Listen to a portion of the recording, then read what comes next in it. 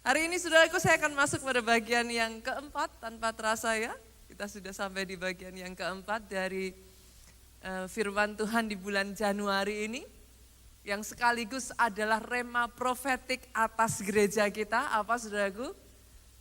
The year to rise and shine. Tahun saudara bangkit jadi terang saudara. Dan pada bagian yang keempat ini saya akan berbicara tentang breakout. Sebagian dari saudara mungkin bertanya-tanya, Pastor apa yang Pastor maksud dengan breakout? Dalam bahasa Inggrisnya saudaraku kata breakout ini punya 3 meaning, 3 arti saudara. Yang pertama kata breakout ini bisa berarti escape, a violent escape. Yang bisa mengacu saudaraku pada orang-orang yang ada di dalam penjara, pelarian atau orang-orang yang dari penjara ini keluar secara paksa.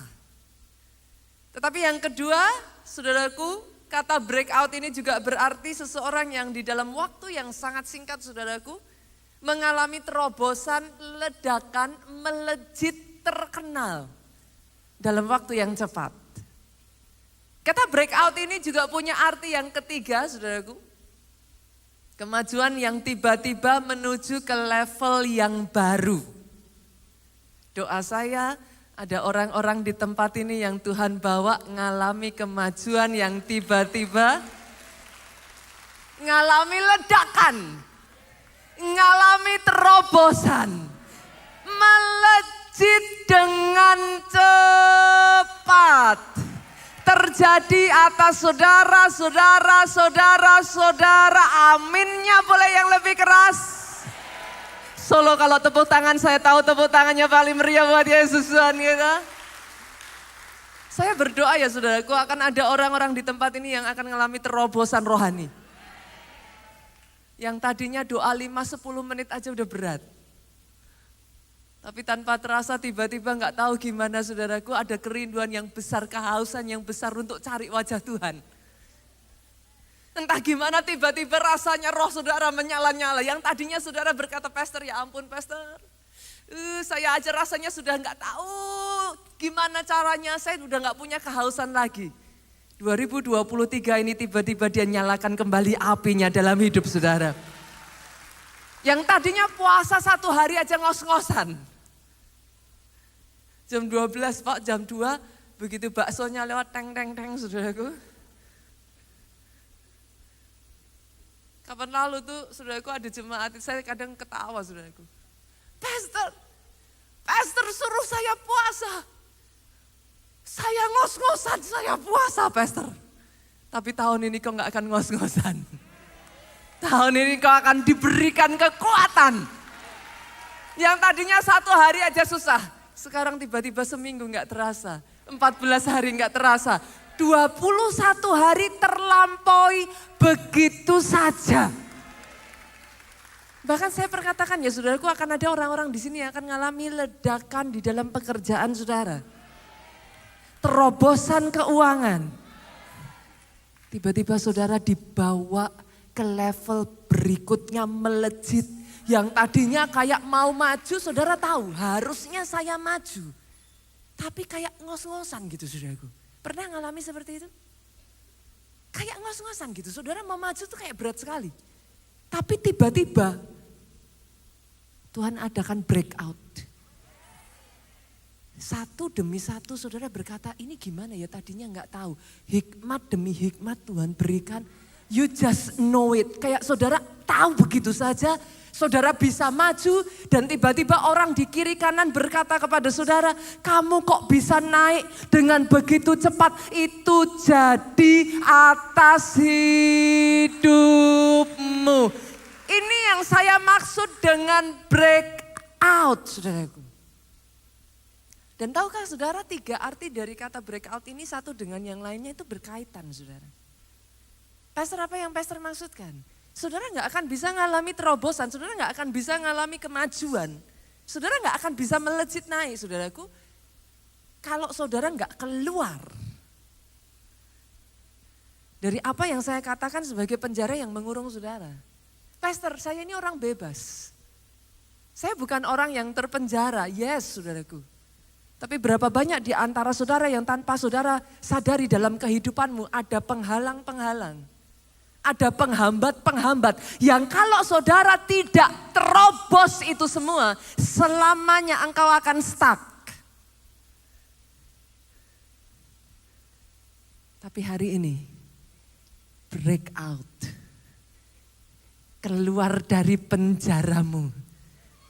Keluar dari penghambat, penghalang yang tanpa kau sadari sudah menjadi penjara dalam hidup saudara. Itu sebabnya saudaraku saya ingin mengajak saudara membaca ayatnya di dalam Yesaya pasalnya yang ke-42. Yuk kita buka yuk. Ayatnya yang ke-6 sampai ayatnya yang ke-7. Yang sudah ketemu katakan amin. Yang ketemu karena lihat ke depan juga katakan amin. Saya tuh suka ngomong saudara, yuk buka Alkitab sekalipun media sudah memunculkan dengan begitu luar biasa saudaraku. Kenapa? Saya tuh takutnya loh Bu, akan muncul generasi yang tidak mengenal Alkitabnya. Dan itu bahaya saudara. Kenapa? Kalau saudara coba saya tanya aja ya, ini sekarang fakta saudara. Berapa banyak dari saudara datang ke sini bawa Alkitab buku saudara? Boleh lambe-lambekan? 1, 2, 3, 4. Tuh kan dari segini banyak loh saudara. Artinya hampir di antara saudara semua tuh kalau baca Alkitab sudah pakai handphone kan? Iya kalau nggak tersesat. Disuruh pendetanya baca Alkitab bukanya sampai WhatsApp. Kadang tersesatnya selfie saudaraku. Kan? Sekarang kalau saudara baca Alkitab dari handphone, bahaya loh saudara. Loh, saya mendukung teknologi and do it. Saya mendukung teknologi saudaraku. Tapi untuk mempermudah seringkali di handphone itu disetting Alkitabnya based on abjad. A, B, C, D, E. Nanti saudara ditanya, kitab pertama dalam perjanjian lama apa? A, saudara lihat, Amos. Saudara dengan bangga. Yang tadinya Kejadian sekarang kitab pertama berubah jadi Amos. Saudaraku. Boleh enggak saya minta sekalipun media sudah memunculkan, tetap yuk buka Alkitab saudara. Boleh Bapak Ibu? Buka Alkitab saudara, baca bersama-sama dan jangan tersesat ke WhatsApp. Sepakat? Yuk kita baca sama-sama. Aku ini Tuhan telah memanggil engkau untuk maksud penyelamatan. Dia dengan jelas mengatakan saudaraku, dia Tuhan yang sudah memanggil saudara di tempat ini. Dan saudara dipanggil bukan tanpa tujuan, halo?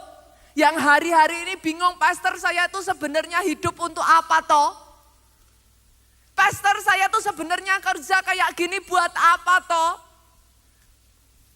Engkau dipanggil untuk maksud penyelamatan, halo jemaat Tuhan. Artinya apa pastor? Artinya kalau hari ini engkau diberkati, bukan diberkati untuk dirimu sendiri. Tidak cukup diberkati hanya untuk keluargamu.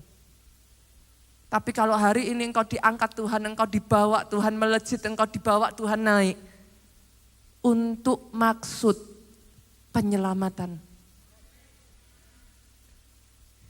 Orang yang di kiri kananmu, melalui kehidupanmu, mereka menerima keselamatan yang daripada Tuhan, saudaraku. Dan dengar ini, buat sebagian dari saudara yang mungkin berkata, pastor ya ampun pastor, jalan ikut Tuhan tuh enggak gampang. Saudara siapa bilang? Enggak gampang kalau saudara jalan sendiri Bu.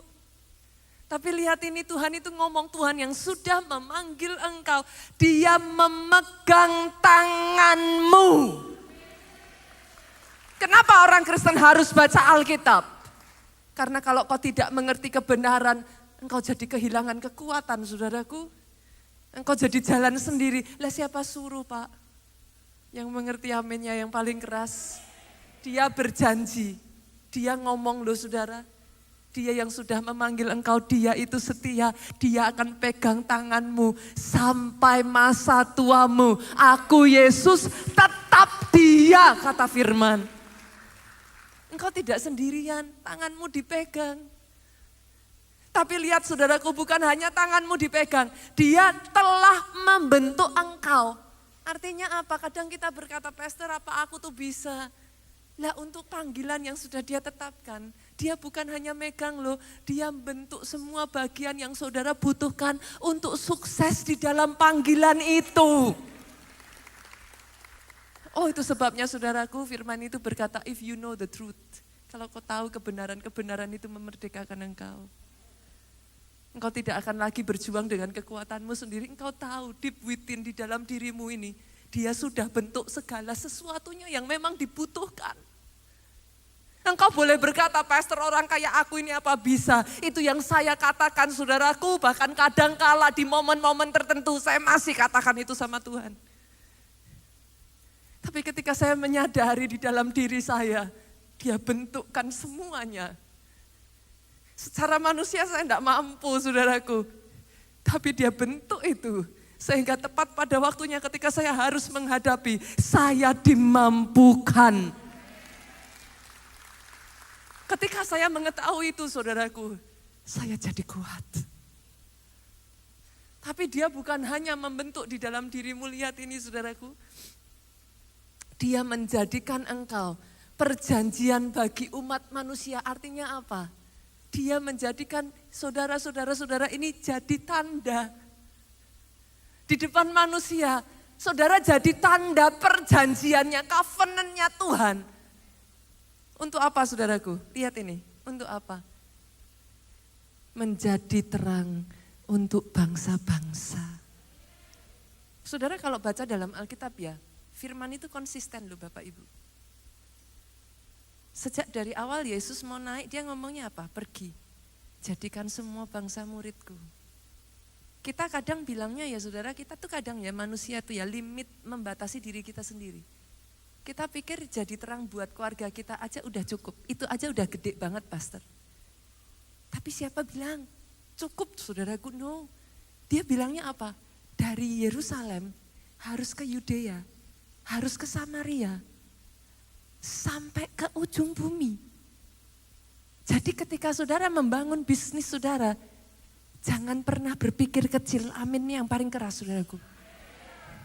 Ketika saudara membangun kelompok sel, ketika saudara membangun di dalam gereja ini pelayanan, jangan pernah berpikir kecil. Ketika kau membangun bisnis, saya nggak tahu sebagian dari saudara, ya ampun pastor, nggak kepikir kali bisnis sampai ke bangsa-bangsa. Boleh nggak saudaraku break out? Break out? Break out? Engkau yang berpikir kota Solo aja sudah terlalu besar, Indonesia terlalu besar.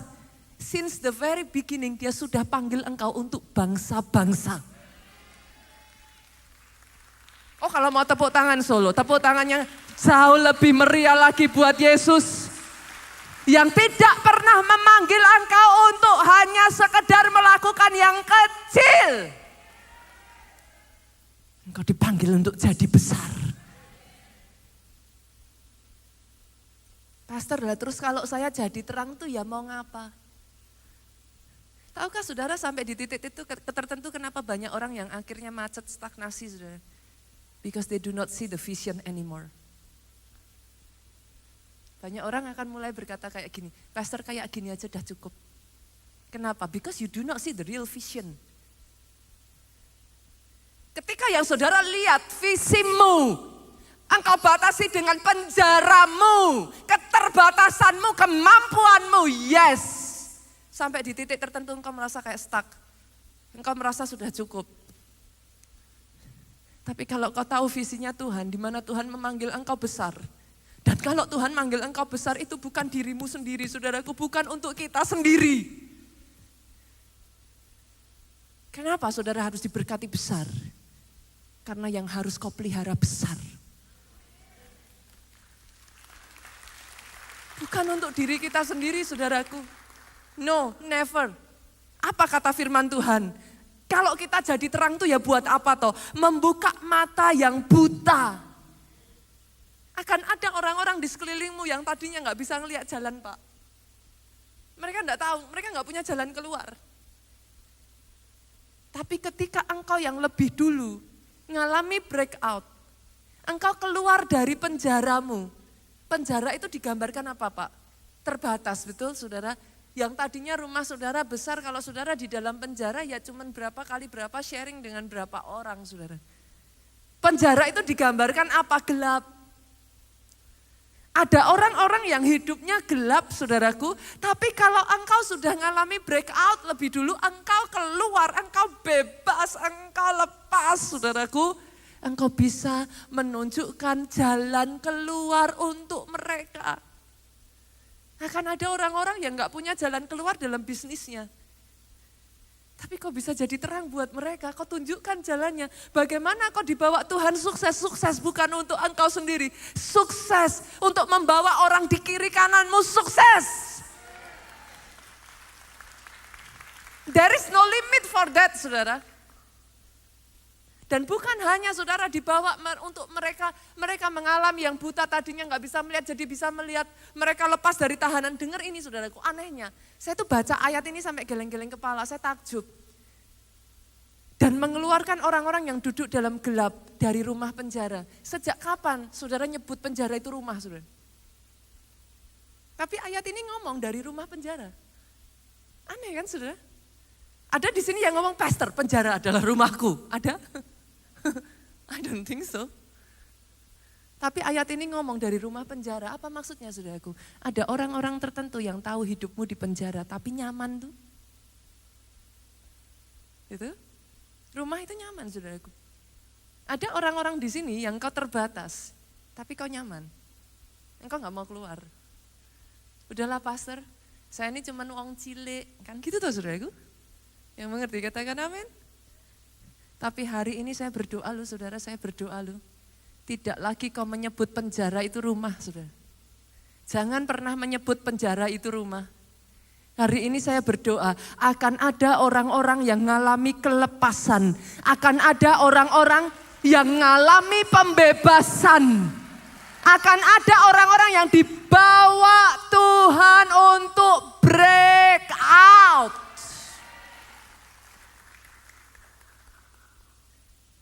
Karena kalau kita nggak hati-hati, kita dibatasi, tapi kita nyaman dengan itu saudara. Nyaman dibawa Tuhan hanya kecil-kecilan. Nyaman jalan kecil-kecilan. Nyaman terbelenggu dosa. Hari ini jadi momen kelepasan. Saya ingin mengajak saudara-saudaraku, hari ini saya akan membagikan saudara. Apa sih dalam hidup kita ini yang kalau kita nggak hati-hati itu bisa jadi penjara Pak? Dan menghalangi kita dari janji tahun 2023 ini tergenapi. Apa remanya buat kita? Tahun bangkit jadi terang. Tapi ada toh yang seringkali ngomongnya gini, pastor boro-boro bangkit jadi terang. Buat diri sendiri aja masih gelap. Yang mengerti katakan amin? Saya akan mengajak saudara melihat 3 penjara saudaraku kalau kita nggak hati-hati. Itu menghalangi, itu melimit saudara untuk mengalami penggenapan janji Tuhan. Yang pertama apa saudaraku? Poin yang pertama, penjara yang pertama apa saudara? Kita harus bangkit dan keluar dari penjara kegagalan masa lalu. Betul? Setiap dari kita ini saudara ada nggak sih? Kalau jujur ya. Dalam kehidupan ini ada nggak sih yang nggak pernah gagal? Ada di sini yang bilang, saya nggak pernah gagal pastor, angkat tangan saudaraku. Saya aja nggak berani angkat tangan saudara, gagalnya udah berkali-kali saudara. Semua orang one way or another pasti pernah gagal. Masalahnya banyak orang, ada orang-orang yang mengizinkan kegagalan itu memenjarakan hidupnya. Dia terkurung dalam kegagalan itu. Hari ini kalau saudara mendengar firman ini ya saudaraku. Kalau saudara mau dibawa maju next level, ngalami terobosan, nggak bisa loh. Sebelum kau keluar dari penjaramu. Yang mengerti aminnya yang paling keras saudaraku. Itu sebabnya saudara. Saya akan mengajak saudara untuk membaca satu ayat ini yang sangat akan memberikan penjelasan kepada saudara dengan lebih jelas. Mika pasalnya yang ke-7 ayat 8. Kalau tadi aja buka Yesaya bingung, apalagi sekarang buka Mika, saudaraku. Nanti lama-lama kalau saudara nggak pernah buka Alkitab ya saudara cari Mikanya. Mika perjanjian lama atau perjanjian baru? Dibuka. Saudara pikir perjanjian lama, perjanjian baru itu tengah-tengah. A, B, C, M. Perjanjian baru. Makanya saudaraku, boleh nggak sih tahun ini? Saudara yang belum pernah membaca Alkitab saudara sampai selesai, saya tantang loh. Tahun ini selesaiin yuk. Selesaiin yuk. Alkitab jangan hanya dijadikan hadiah pernikahan ya saudara. Pastor saya belum punya Alkitab, lah kenapa? Saya belum menikah. Punyanya Alkitab nunggu kalau dikasih pas menikah saudaraku. Buka ya saudaraku ya, kita baca sama-sama ya. Mika pasal 7 ayat yang ke-8 yuk. 2-3 dengan suara keras. Janganlah bersukacita atas aku hai musuhku, sekalipun aku jatuh. Saya tanya, kata sekalipun aku jatuh, artinya orang ini sudah jatuh atau akan jatuh? Sudah jatuh ya, saudara? Sudah jatuh ya? Ada orang-orang di sini yang sudah jatuh dalam hidupmu? Jatuh dalam usahamu, jatuh dalam bisnismu? Tapi saya berdoa loh saudaraku, sama seperti ayat ini loh. Bahkan sekalipun engkau sudah jatuh, boleh enggak sih saudara ngomong, aku akan bangun pula. Saya enggak tahu ada sebagian dari saudara yang mungkin di tempat ini kau pernah mengalami kegagalan dalam keluarga, kegagalan dalam relationship. I don't know, kegagalan dalam apa saudaraku, membangun komsel. Tapi the kind of Christian, jenis orang Kristen yang Tuhan mau bangkitkan di 2023 ini adalah jenis orang Kristen yang sudah jatuh. So what? Siapa di sini yang gak pernah jatuh? Terus kenapa kalau jatuh sekali, 2 kali, 3 kali, 4 kali, 5 kali, 10 kali diributin saudara? Akan ada orang-orang Kristen di tempat ini ya punya ketahanan stamina. Kedewasaan rohnya. Sekalipun dia jatuh, bisa berkata, aku akan bangun pula. Enggak penting bagian jatuhnya. Jatuh semua orang jatuh. Ada apa orang yang enggak pernah jatuh dalam kehidupannya? Tapi yang jadi masalah kalau saudara seterusnya jatuh, bye-bye. Tapi kalau saudara jatuh, ya sudah. Berapa banyak saudara yang sudah keluarga, yang ibu-ibu, bapak-bapak ngomong sama anaknya, kalau anaknya jatuh saudara ngomong apa? Enggak apa-apa, anak kuat, bangun lagi. Tuhanmu mengatakan kepada sama persis kepada engkau. It's okay. Sakit ya, enggak apa-apa, bangun lagi.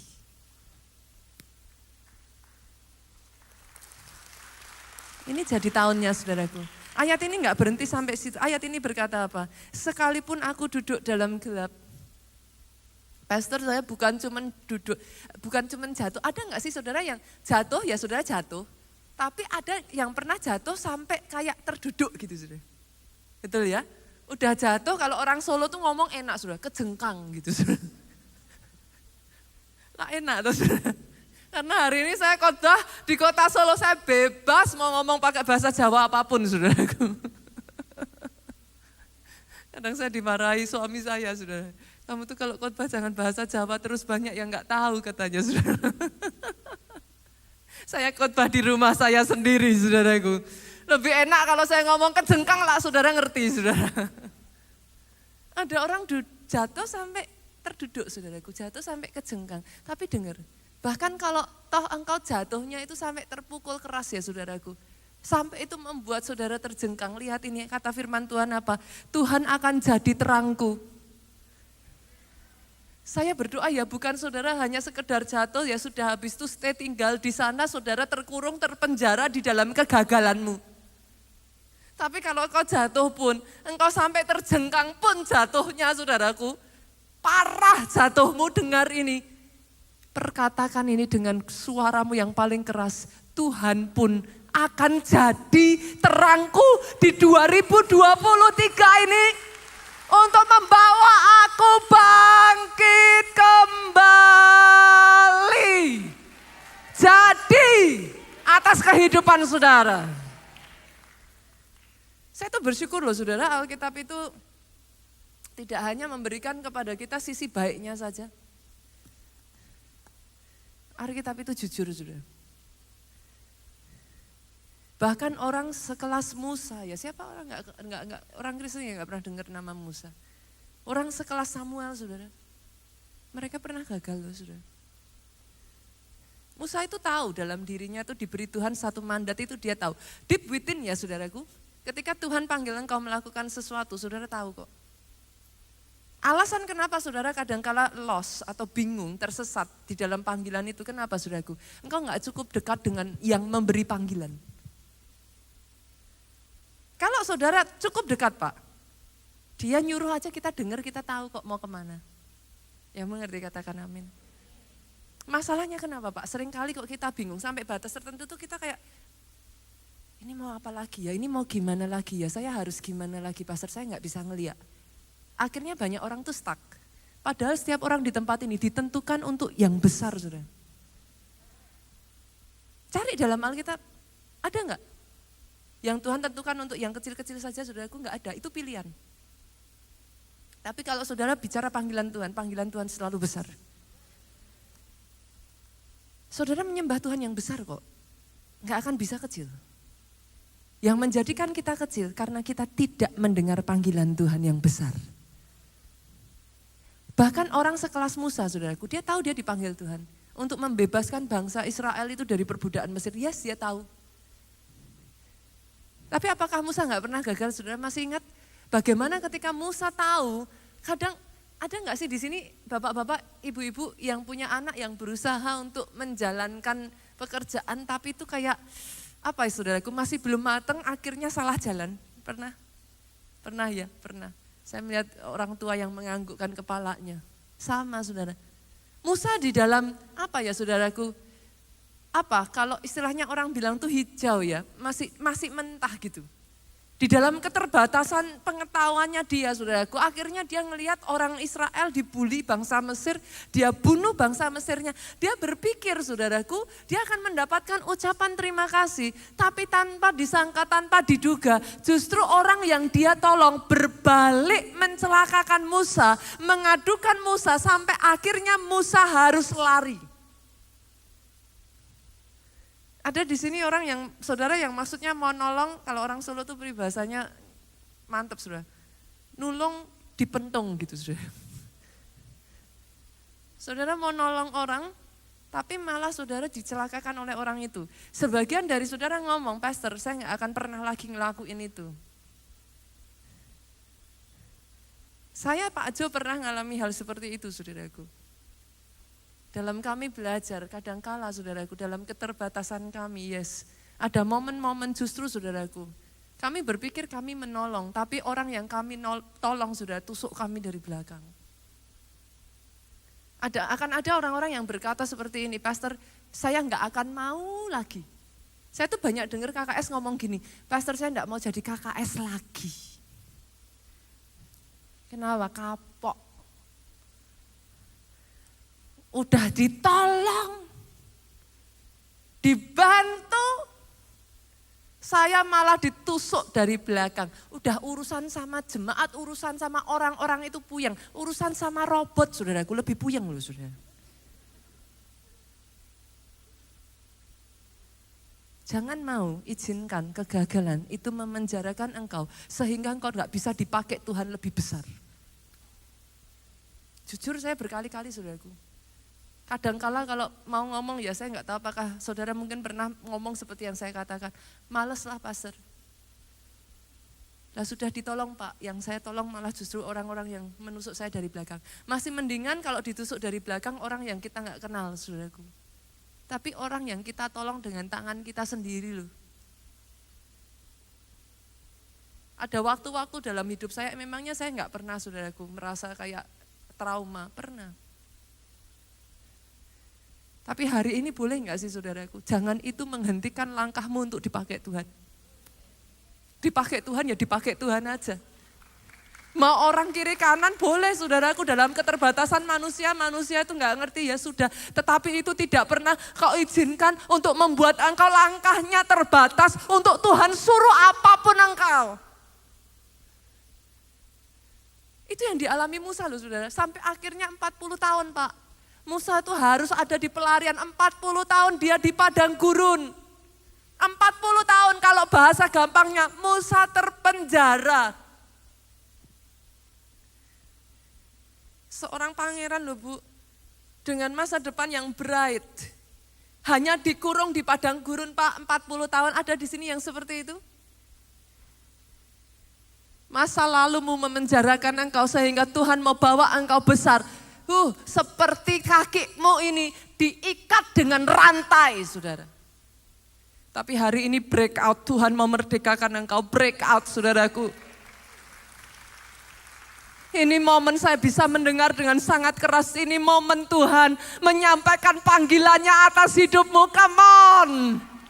Break out.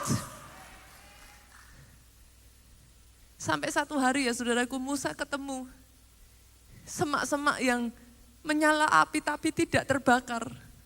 Saya berdoa ya ada orang-orang di sini ya, momen 2022 ini ya, kau berjumpa dengan sang api kembali saudaraku.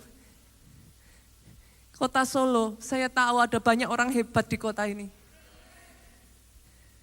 Oh yes, I know that, saya sangat tahu ada banyak orang hebat di tempat ini. Tapi sehebat-hebatnya engkau, kalau engkau terkurung saudaraku, kalau apimu padam, Tuhan gak bisa pakai engkau. Ada banyak orang-orang yang saya jumpai di kota Solo ini ya saudaraku, apinya padam. Sudah terlalu wear out, capek. Tapi adakah di sini yang berani mempercayai rema yang Tuhan berikan saudaraku? Bangsa Israel itu berjalan 40 tahun di padang gurun ya. Alkitab mencatat kasutnya tidak menjadi aus dan rusak. Ada orang-orang di sini yang mau mempercayai itu saudaraku. Engkau dibawa Tuhan besar, ya engkau kalami gesekan. Gimana enggak digesek saudara? Lah kalau mau minggu lalu kita belajar kan anak panah. Anak panah itu kalau mau dijadiin anak panah kan dipotong dulu toh. Ada yang ngalami dipotong terus kapok. Loh, kalau enggak mau ya jadi bonggolan kayu saudara. Tapi kalau mau dijadiin anak panah ya harus dipotong. Habis dipotong, orang Jawa tuh enak banget kalau mau diseseti saudara. Loh bener kan? Ada di sini yang hidupnya diseseti Tuhan satu-satu. Bukannya nambah malah rasanya kok tambah kurang ya. Kalau kurang berat aja suka saudaraku. Nah, kalau kurang lemaknya kita happy ya ibu-ibu ya. Nah kalau diseseti satu-satu kok rasanya dipangkas hidupmu yang tadinya sudah enak kok sekarang dipangkasi satu-satu. Saudara mempertanyakan apa benar ini Tuhan? Loh emangnya Tuhan tuh selalu memberkati toh saudara? Jangan salah loh. Untuk kau bisa diberkati dan bertahan bahkan terus diberkati kadang Tuhan izinkan engkau diproses. Lah kalau enggak tahan saat diproses, jangan harap naik di bawah Tuhan diberkati saudaraku. Kenapa? Tuhan sayang engkau, terlalu sayang bahkan. Karena orang diberkati gampang saudara, tapi tetap ada di posisi diberkati bahkan dibawa naik untuk rencana Tuhan tergenapi. Itu butuh karakter, butuh stamina saudara. Lah habis disesati tadi Bu, untuk bisa jadi tajam diapakan? Digesek. Nah kalau digesek satu dengan yang lain, enggak gereja-gerejaan. Memangnya gereja di kota Solo cuma satu? Enggak, di kota Solo gerejanya banyak Bu. Tapi saudara pindah, lah kalau prosesnya belum selesai, yang ngalami cuman orangnya beda. Yang mengerti katakan amin. Loh memang saudara kalau sudah pindah selesai masalahnya. Ya, jangan salah. Kalau belum selesai ya nanti ngalami lagi. Mau pindah lagi.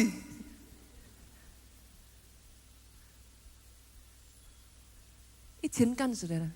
Kadang kita orang Kristen tuh ya sudah terlampau apa ya saudara. Saya benar-benar berdoa lu saudara. The kind of Christian yang dibangkitkan di 2023 ini ya. Orang-orang yang tahan badai, tahan pandemi saudara. Karena jujur, saudara, saya kemarin masa pandemi saya sedih, saudara.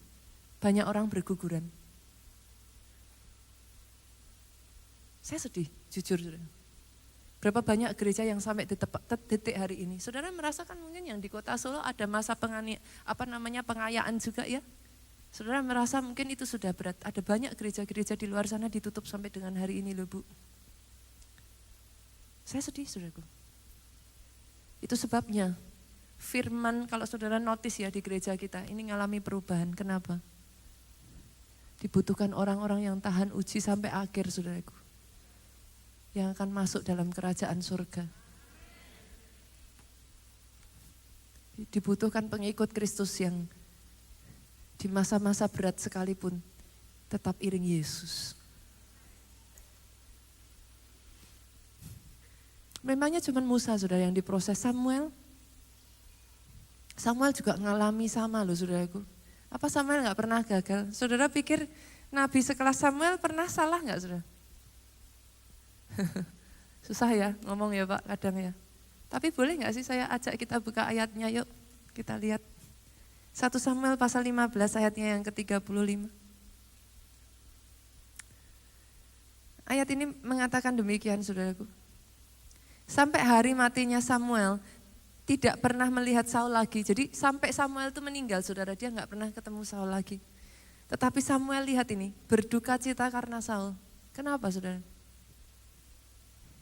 Karena Samuel yang milih Saul saudaraku. Once upon a time saudaraku, satu waktu Saul ini adalah seorang anak muda yang punya hati yang rendah hati saudaraku. Anak muda biasa yang bukan siapa-siapa. Tapi ketika Samuel menuangkan minyak ke atas kepalanya, Tuhan angkat seorang anak muda biasa-biasa menjadi raja pertama atas bangsa Israel.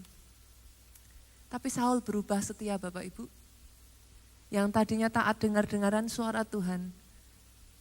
Kadangkala ya saudaraku manusia ya, sekarang lebih memilih dengar-dengaran suara manusia dan berani melanggar suara Tuhan.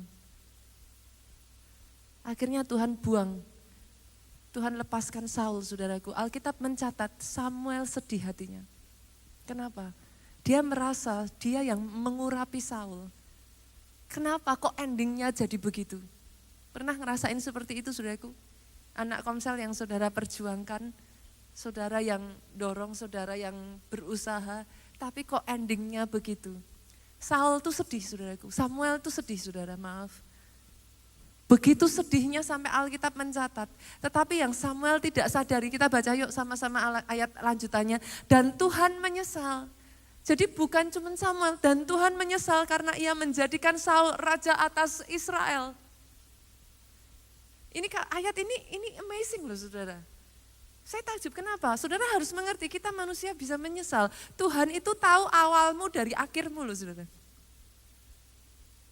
Loh, He is the God that knows your beginning from your end. Itu amazingnya Tuhan. Seorang Tuhan, quote-quote, bisa menyesal itu something saudara. Artinya, terlepas dari Tuhan tahu, kadangkala ya saudaraku, Tuhan tahu, tapi dia masih berharap atas hidupmu ya saudaraku. Dia tidak akan berhenti-hentinya mempercayai engkau. Dia tahu, apakah saudara pikir dia nggak tahu ketika engkau jatuh dalam dosa, dia tahu. Tapi dia tetap berharap, dia tetap mempercayai, dia terus akan membangun saudara. Itu yang dia kerjakan atas hidup Saul. Tapi ayat ini lucu, dia berkata Tuhan pun menyesal. Samuel itu tenggelam dalam kesedihannya saudara. Dan Tuhan tahu selama Samuel masih tenggelam di dalam kesedihannya, Tuhan gak bisa move on. Selama kau masih tenggelam terpenjara dengan masa lalumu, Tuhan gak bisa bawa engkau move on ke gerakan berikutnya. Tapi saudaraku lihat apa perbedaan Samuel dengan Tuhan. Satu pasal setelah dari ayat ini kita lihat pasal 16. Tadi ayat pasal berapa Bapak Ibu? 15 ya, satu pasal aja ya saudaraku ya. Kita lompat ayat pertama pasal 16 yuk kita baca. Berfirmanlah Tuhan kepada Samuel apa? Berapa lama lagi engkau berduka cita karena Saul, saya tanya, berarti di pasal 16 Samuel masih berduka cita enggak? Masih. Tapi bedanya apa saudara lihat? Tuhan ngomong gini, bukankah ia telah kutolak sebagai raja atas Israel? Isilah tabung tandukmu dengan minyak. Tuhan minta saudara berurap lagi. Isi, udah. Jangan terus terpaku pada kesedihanmu. Jangan terus tertunduk pada kegagalanmu. Berurap saudara, isi tabung tandukmu dengan minyak dan pergilah. Aku mengutus engkau kepada Isai orang Bethlehem itu sebab di antara anak-anaknya telah kupilih seorang raja bagiku. Dengarkan satu kenyataan pahit ini ya saudaraku. Saya belajar di dalam kehidupan saya bahwa Tuhan bisa pakai siapapun. Sorry ya Bapak Ibu, kalau dia nggak bisa pakai siapapun, dia akan pakai apapun.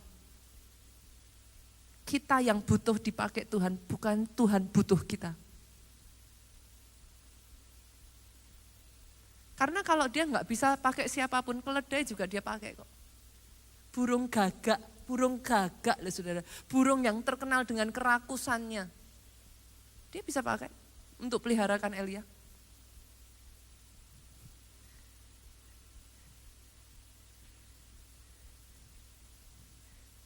Kita yang butuh dipakai Tuhan.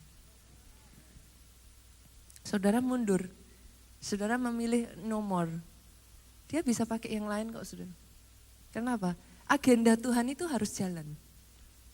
In case kita berpikir ya, the world, dunia ini berputar di sekeliling kita, sorry Bapak Ibu. No, dunia tidak berputar di sekeliling kita. Ada rencana besar Tuhan saudaraku. Kita ini hanya satu bagian dari sekian banyaknya rencana besar Tuhan.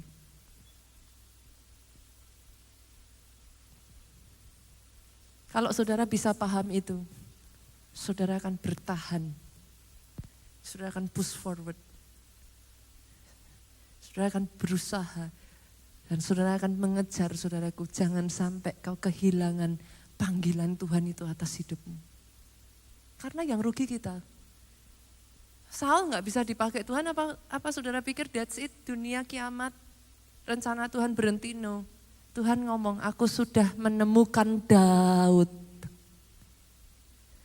Hari ini ya saudaraku, Tuhan mau bawa engkau move on, keluar yuk dari penjara masa lalu, break out. Sehingga engkau bisa melihat ada rencana yang besar. Engkau bisa melihat ada terobosan di depanmu yang dia mau kerjakan. Dan yang kedua saudaraku, penjara apa? Saya berdoa ya saudaraku yang kedua. Keluar, bangkit saudara dari penjara dosa.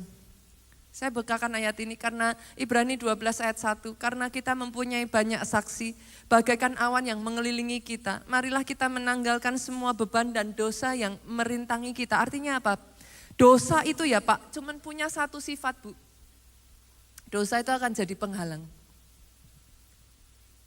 Dan kenapa saudara harus break out dari dosa? Pak, percaya nggak percaya ya, diajak baikan keluar, nggak mau saudara.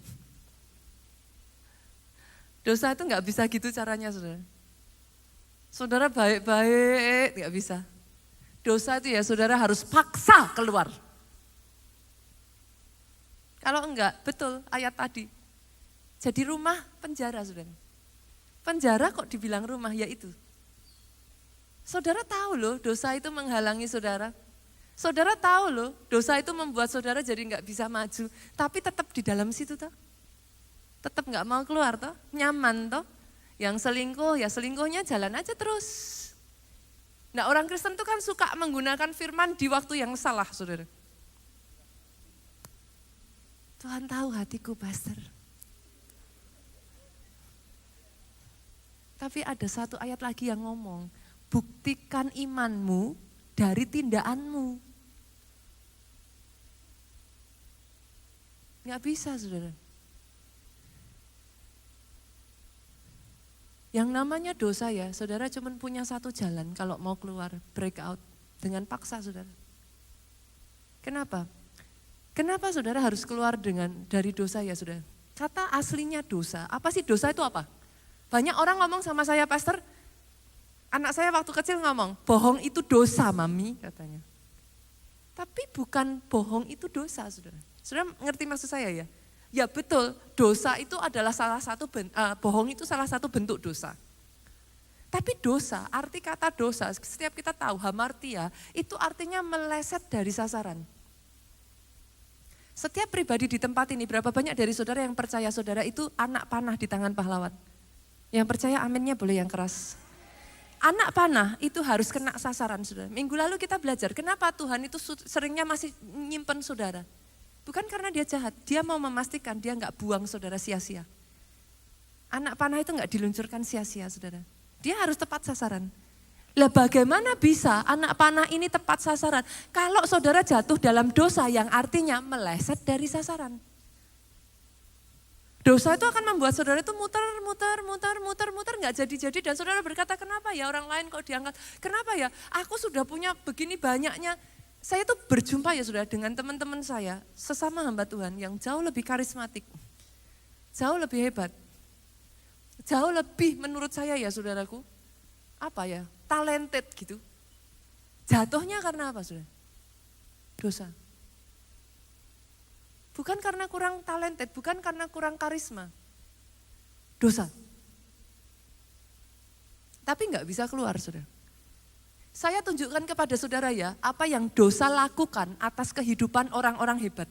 Kita buka yuk, Hakim-Hakim, pasalnya yang ke-20 ayat 15-16. Saya tunjukkan kepada saudara, ada satu suku saudaraku, satu bangsa, namanya Gibea. Kita lihat saudara.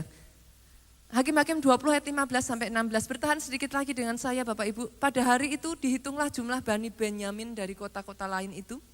26.000 orang yang bersenjatakan pedang, belum termasuk penduduk Gibea. Yang terhitung 700 orang pilihan, banyaknya, 700 saudaraku. Dari segala laskar ini ada 700 orang pilihan yang kidal. Dan setiap orang dari mereka, lihat ini saudara, ngeri. Bisa mengumban dengan tidak pernah meleset sampai sehelai rambut pun. Jadi bukan mengumban, saudara tahu mengumban ya? Kata mengumban itu langsung mengingatkan saudara kepada siapa? Oke. Satu Daud aja Pak, ngalahin Goliat loh. Kebayang gak nih 700 orang macam Daud kayak apa saudara? Orang Gibea ini orang-orang hebat saudaraku. Tapi mereka seolah-olah stuck, bahkan mereka dibinasakan. Mereka hancur. Ini orang yang punya talenta habis-habisan saudara. Kalau satu Daud aja bisa ngalahkan raksasa sebesar Goliat, itu satu laskarnya Gibea ya saudaraku. Itu sudah menggoncang, harusnya mereka itu tertulis sebagai nama-nama pahlawan saudara. Tapi nama mereka jarang di antara saudara dengar kan? Kenapa saudara? Saudara di rumah saja nanti baca pasal 19 dari Hakim-Hakim. Kita baca tadi pasal 20 Pak. Baca pasal 19. Nanti saudara akan menemukan bangsa ini saudaraku melakukan dosa seksual yang begitu mengerikan. Yang sampai membuat hampir-hampir suku Benjamin itu pun dibabat habis oleh seluruh suku Israel. Alkitab itu jujur saudaraku, dia tidak hanya menampilkan kepada saudara sisi baiknya. Saudara mau tahu apa yang dosa bisa kerjakan atas hidupmu? Dosa akan mengkhianati engkau. Dosa akan berbalik dan menikam engkau dari belakang. Dosa akan merusak rencana Tuhan atas hidupmu. Break out. Keluar dari dosa saudara, jangan main-main. Dosa hanya menghambat rencana Tuhan digenapi dalam hidupmu. Yang terakhir saudaraku, yang terakhir saudara, waktu saya terbatas. Bangkit dan keluar dari penjara kebencian saudara. Ayat ini tuh lucu saudara, kita baca yuk. Ini ayat lucu sekali, saya tertemplak dan saya belajar dari ayat ini. Barang siapa berkata bahwa ia berada di dalam terang. Ada di sini yang berkata saudara di dalam terang? Tentu kita semua merasa anak-anak terang yang mengerti, katakan amin. Lihat ayat ini ngomong apa. Tetapi ia membenci saudaranya. Ia berada di dalam kegelapan sampai sekarang. Wow, ngeri ya. Saudara berkata saudara dalam terang?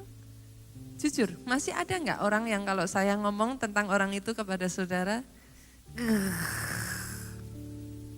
Alkitab ngomong, jangan katakan dirimu ada di dalam terang selama kau masih membenci saudaramu. Engkau ada di dalam gelap sampai sekarang. Lihat ayat ini berkata apa saudaraku? Barang siapa mengasihi saudaranya, ia tetap berada di dalam terang. Dan di dalam dia tidak ada penyesatan. Ayat 11, artinya saudara, kebencian itu membawa akar penyesatan. Hati-hati loh saudara. Ketika saudara menyimpan kebencian, tiba-tiba orang yang tadinya hebat dipakai Tuhan, bahkan masih diurapi, bisa melihat hal-hal yang dari Tuhan. Tapi kalau menyimpan kebencian, bisa menyesatkan loh saudara. Saudara mengerti yang saya maksudkan? Hati-hati. Hati-hati, hati-hati saudara. Kebencian ini hati-hati. Tetapi barang siapa membenci saudaranya, ia berada di dalam kegelapan, hidup di dalam kegelapan. Ia tidak tahu kemana ia pergi karena kegelapan itu telah membutakan matanya. Tanpa dia sadari, dia salah jalan, tapi dia merasa benar. Itu bahayanya kebencian. 2023 kita menyebut sebagai tahun terang benderang.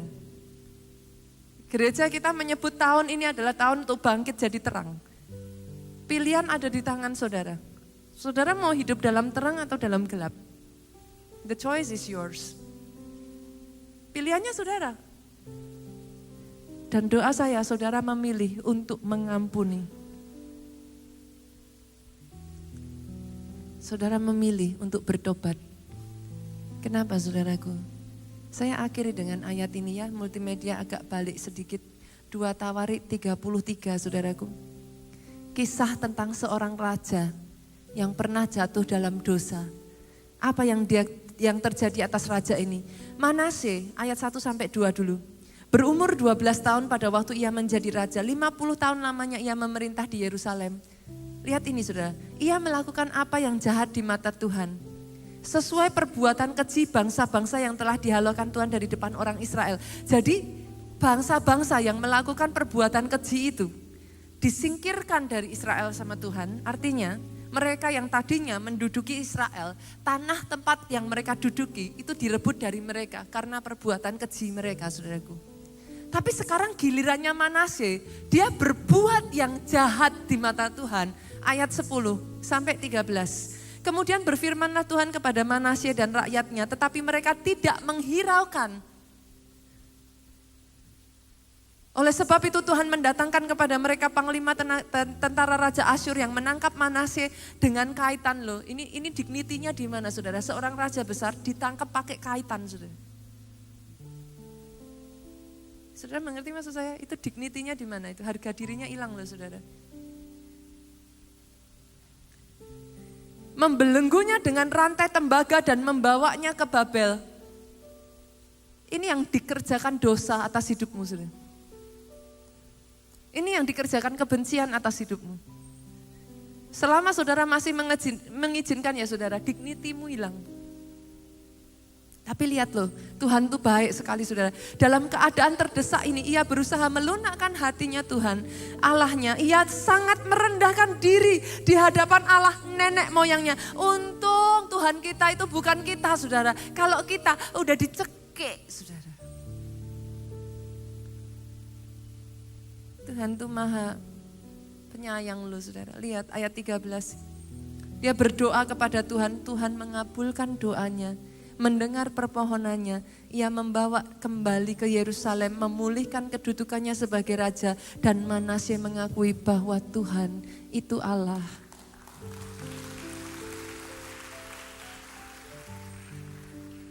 Saya tuh suka sekali lagu ini, lagu gereja kita sendiri saudaraku. Boleh bantu saya yuk? Come on. Siapakah Allah yang sepertimu? Pernah dengar lagu ini? Antara Allah yang lain, namamu kudus, perbuatanmu ajaib, bangsa-bangsa sujud menyembahmu dengan kasih.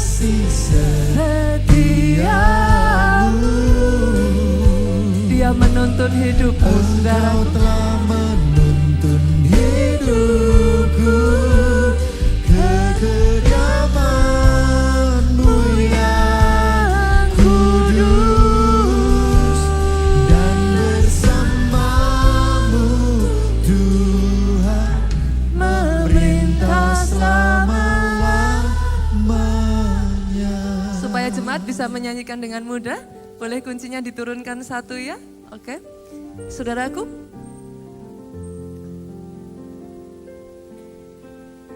Jadilah orang yang mengenal Allahnya. Kenapa? Daniel mengatakan orang yang mengenal Allahnya akan kuat dan bertindak. Saya tuh kalau nyanyiin lagu ini ya saudaraku, saya bangga sekali. Bukankah tidak ada Allah yang seperti Allah yang kau sembah, saudaraku? Amin. Hari ini Allah yang sama memperdengarkan panggilannya kembali atas hidupmu. Jangan pernah kehilangan visinya, saudaraku. Engkau dipanggil dengan maksud penyelamatan. Ya. Jangan biarkan dirimu hidup di dalam penjara. Ini waktunya kau break out. Keluar, saudaraku. Keluar dari penjara masa lalu. Keluar dari penjara dosa. Keluar dari penjara kebencian. Yuk bangkit berdiri jemaat Tuhan. Siapakah Allah yang seperti-Mu di antara Allah yang lain? Nama-Mu kudus, perbuatan-Mu Bangsa-bangsa sujud menyembah-Mu dengan kasih setia-Mu. Engkau telah menuntun hidupku ke kediaman-Mu yang kudus, dan bersama-Mu Tuhan memerintah. Jemaat saja boleh yuk. Siapakah Allah yang seperti? Sadari ini saudaraku, Dia bukan ingin menghancurkan engkau. Dia ingin memeluk engkau kembali. Nama-Mu kudus. Karena itu Dia tidak bisa dicampur dengan dosa, saudaraku. Tapi lihat, sujud menyembah, dengan kasih setianya Dia menuntun engkau. kasih setia. Bahkan ketika kau terjatuh, Dia tidak membiarkan engkau sendiri, saudaraku. Dia membawa kau naik. Oh yes Lord.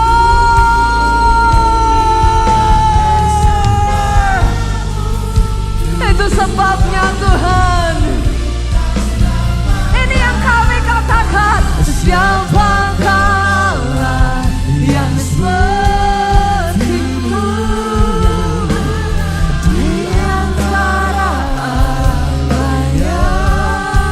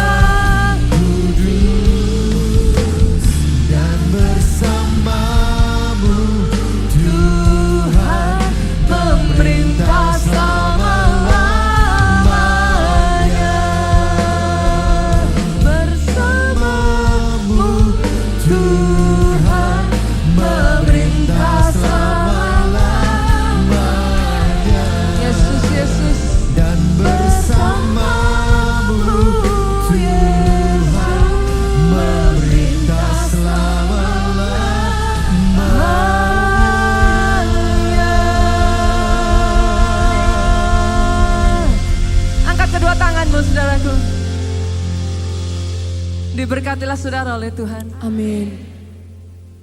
Diberkati keluargamu oleh Tuhan. Amin. Dengar ini saudaraku. Diberkati keluar masukmu. Amin. Apa yang dikerjakan tanganmu dibuatnya berhasil. Amin. Indeed. Yes. Ya.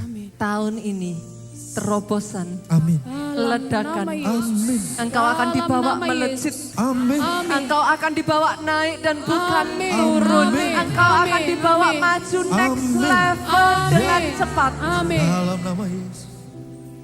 Dari mulutmu saudaraku akan keluar kesaksian yang tidak ada henti-hentinya Amin. tentang betapa dahsyat Tuhan itu. Amin. Diberkati pelayananmu, Amin. Amin. diberkati pemberitaanmu, Amin. Injilmu oleh Tuhan. Pulang saudara dengan membawa sukacita, damai sejahtera Allah Bapa, cinta kasih Yesus Kristus, persekutuan dengan Roh-Nya yang kudus sekarang sampai selama-lamanya. Engkau yang diurapi Tuhan, katakan dengan suara yang paling keras. Amin. Haleluya saudaraku, bersyukur pada Tuhan kita sudah menerima taburan berkat firman Tuhan yang telah disampaikan oleh hambanya Pastor Nita Setiawan. Bersyukur pada Tuhan untuk segala rema yang telah disampaikan. Mari saudara, tangkap rema yang dari Tuhan, percayai, maka itu akan menjadi dalam hidupmu. Bantu kami mengembangkan channel ini dengan cara mengklik tombol like, subscribe. Jika Anda merasa terberkati oleh firman ini, jangan lupa bagikan kepada teman-teman Anda, saudara-saudara Anda, ataupun siapa saja, supaya melalui hidup Anda pun nama Tuhan semakin dipermuliakan dan Injil disampaikan hingga ke ujung bumi. Haleluya, sampai berjumpa lagi di video selanjutnya. Dan Yesus memberkati.